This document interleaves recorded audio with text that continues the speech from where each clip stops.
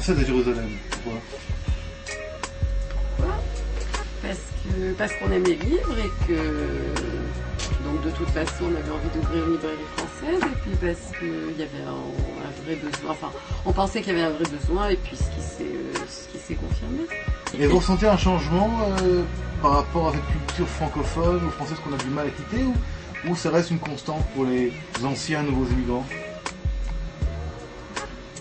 Non, je pense qu'il y a un changement dans l'esprit, dans la façon dont on regarde cette culture, dans la façon dont elle est acceptée. C'est-à-dire, je pense qu'il y a 30 ans, et puis même, enfin disons, je sais pas, je saurais pas dater le changement d'orientation qu'il y a eu, mais enfin ce qui est clair, c'est qu'il y a 30 ans, aussi bien dans l'esprit, enfin les Israéliens attendaient des nouveaux immigrants d'abandonner leur culture d'origine pour s'intégrer, et c'est ce que les nouveaux immigrants cherchaient à faire. Donc on arrive, enfin, pour prendre l'exemple de la France, on oubliait le français, on oubliait la littérature française, on mettait tout de côté. Maintenant c'était, on a fermé une page et on en ouvre une autre. Quels sont les choix privilégiés des francophones aujourd'hui dans la littérature? C'est comme en France ou c'est très difficile, ça devient c'est très diversifié. D'israélisme.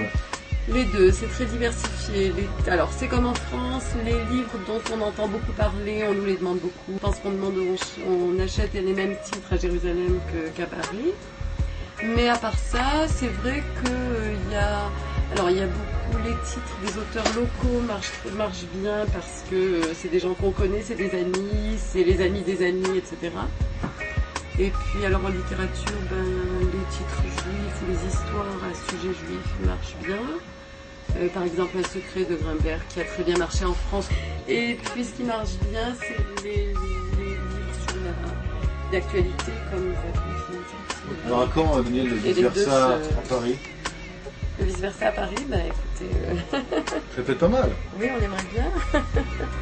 Mais enfin, il n'y a pas de projet en route.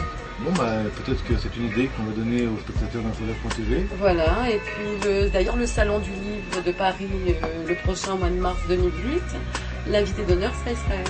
Fantastique. Voilà. C'est bien ça. Ouais, ça c'est super. C'est bien pour Israël? Oui, bien sûr. Et c'est bien pour vice-versa. C'est bien pour tout le monde. Merci beaucoup, Daniel. Je vous en prie.